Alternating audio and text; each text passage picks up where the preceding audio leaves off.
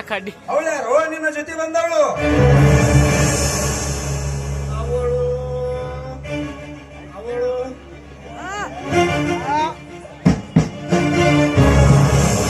ಯಾಕೆ ಸತೀಶ್ ಭಯನ? ಇವಳು ನನ್ನ ಹೆಂಡತಿ ಅಂತ ಇವ್ರ ಮುಂದೆ ಧಾರಾಳವಾಗಿ ನೀನು ಹೇಳ್ಬೋದು. ನಾನು ಕೇಳಿದು ನಿನ್ನನ್ನಲ್ಲಮ್ಮ, ಅವನನ್ನು.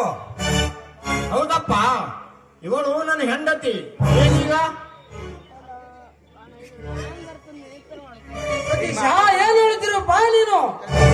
ಹೌದಣ್ಣ ಕವಿತಾ, ಅವರು ನನ್ನ ತಂದೆ, ಅವರು ನನ್ನ ಅಣ್ಣ, ಇವರು ನನ್ನ ತಂಗಿ.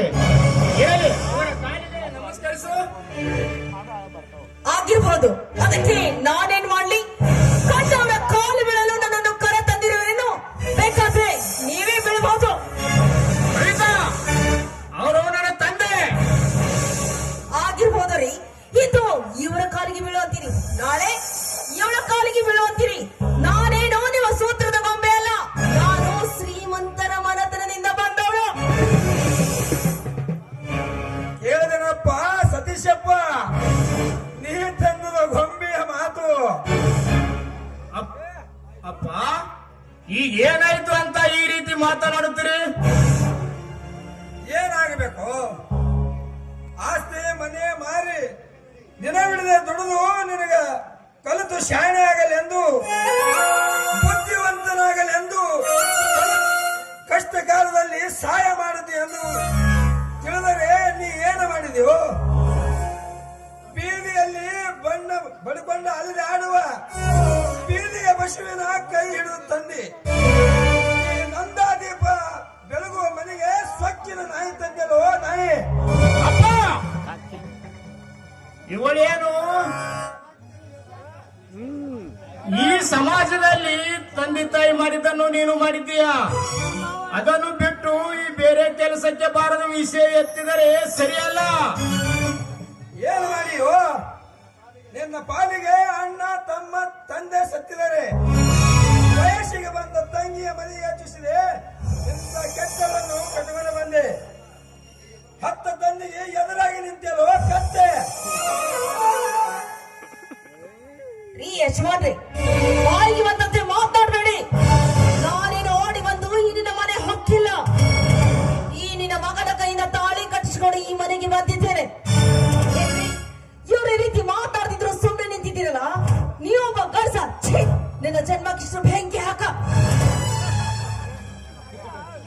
ಅಪ್ಪ, ಇವಳೇನು ನನ್ನಾಗೆ ಬಡತನ ಮನೆತನದಲ್ಲಿ ಬೆಳೆದವಳು ಅಲ್ಲ. ಅನ್ನದ ಅಗಳಿಗೆ ಬೇರೆದವರ ಮನೆಗೆ ಹೋಗಿ ಕೈ ಒಡ್ಡಿ ಕೈ ತುತ್ತ ತಿಂದವಳು ಅಲ್ಲ.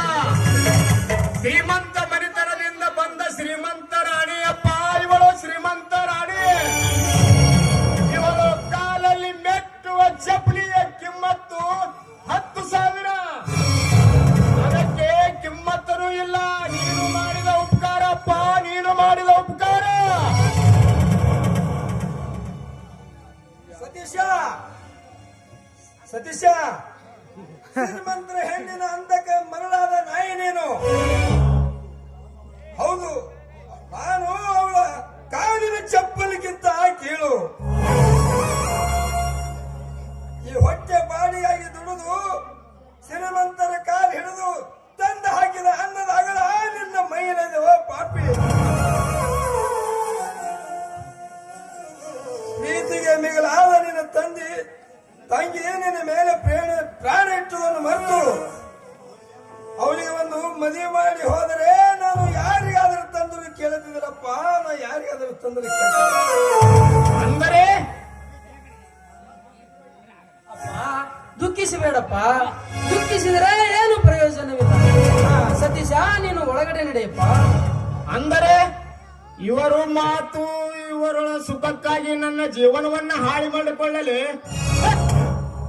ಮಗಳನ್ನು ಹೆತ್ತಿರುವ ನಿಮಗೆ ಯತಿ ಇಲ್ಲ ಅಂದ ಮೇಲೆ ನನಗ್ಯಾವ ಯತಿ?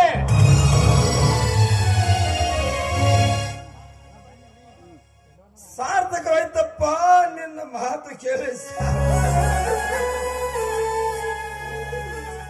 ಈಗ ಅರುವೈತಪ್ಪ ಈ ಜನ್ಮಕ್ಕೆ.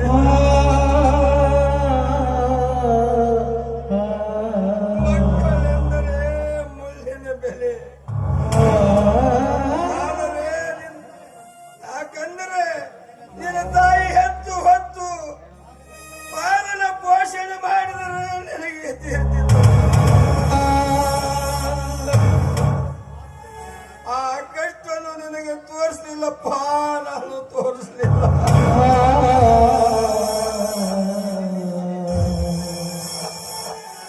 ಅಪ್ಪ ಸುಮ್ಮನೆ ಮಾತನಾಡಬೇಡಿ. ಮದುವೆ ನಾ ಮಾಡಿ ಕೊಡುತ್ತೇನೆ, ನಿಮಗ ಆಗದಿಲ್ಲ ಅಂದರೆ ಹೇಳಿ. ಸತೀಶ, ನೀನು ಹುಟ್ಟಿ ಭೂಮಿಗೆ ಬರೋ ಮುಂಚೆ ನನಗೆ ಮಿಷಿ ಬಂದಿದೆ. ಆದರೆ ನಿನ್ನ ಗರ್ತಿ ಎಂಬ ಸತಿಗೆ ಅವರು ಆಶೆ ಪ್ರಕಾರ ಅವರಿಗೆ ಆಶೆ ಪೂರೈಸು. ಆಮೇಲೆ ನನ್ನ ಮಗಳ ಮದುವೆ ವಿಚಾರ ಮಾಡೋಣ. ಅಪ್ಪ ಎಂತ ಮಾತನಾಡ್ತೀಯಪ್ಪ ನೀನು?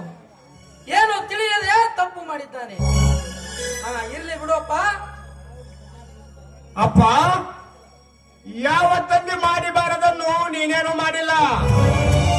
ನನ್ನ ಹೆತ್ತ ತಪ್ಪಿಗೆ ಹಣ ಖರ್ಚು ಮಾಡಿದ್ರು ಅಷ್ಟೇ.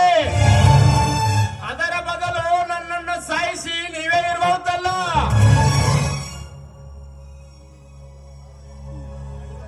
ಹೌದಪ್ಪ, ಇವನು ನಡೆದರೆ ಕಾಲ ಸವಿತ ಹೊಂತು ಹೆಗಲ ಮೇಲೆ ಹೊತ್ತುಕೊಂಡು ನಾಯಿ ತರ ದುಡಿದು ಇವನು ಹೆಂಡತಿಯ ಚಪ್ಪಲ ಕಿಮ್ಮತ್ತಪ್ಪ.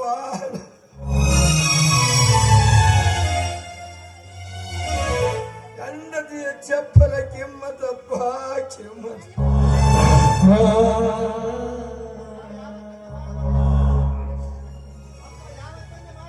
ಅಪ್ಪ ಯಾವ ತಂದೆ ಮಾಡಬಾರದನ್ನು ನೀನೇನು ಮಾಡಿಲ್ಲ.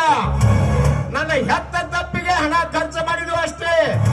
ಅದರ ಬದಲು ನನ್ನನ್ನು ಸಾಯಿಸಿ ನೀವೇ ಇರಬಹುದಲ್ಲ. ಏನಿದೆ ಕತ್ತೆ ಸೂರ್ಯ?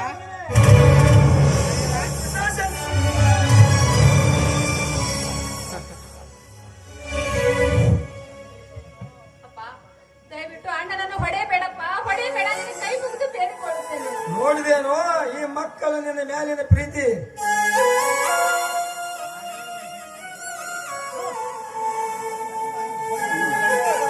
ಸವಿತಾ, ನೀನು ಇಂದು ಈ ಮನೆ ಒಳಗೆ ಹೆಣ್ಣಾಗಿ ಹುಟ್ಟಬಾರದಾಗಿತ್ತಮ್ಮ.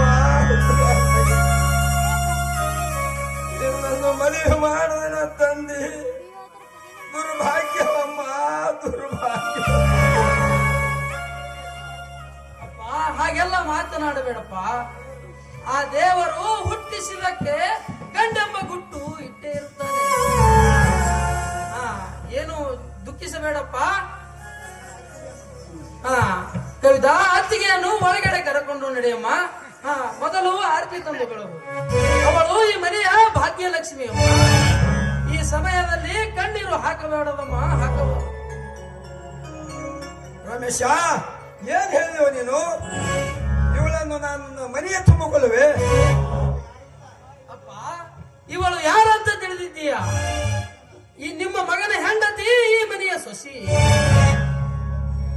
ಅತ್ತಿಗೆ ತಪ್ಪು ತಿಳಿಯಬೇಡಿ. ನಮ್ಮ ತಂದೆ ಸ್ವಲ್ಪ ಮೂಗೋಪಿ.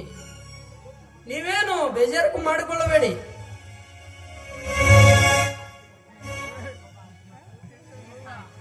ನಡೆಯಮ್ಮ, ಒಳಗಡೆನೆ ನಿನಗೆ ಆರತಿ ಬೆಳಗುತ್ತೇನೆ.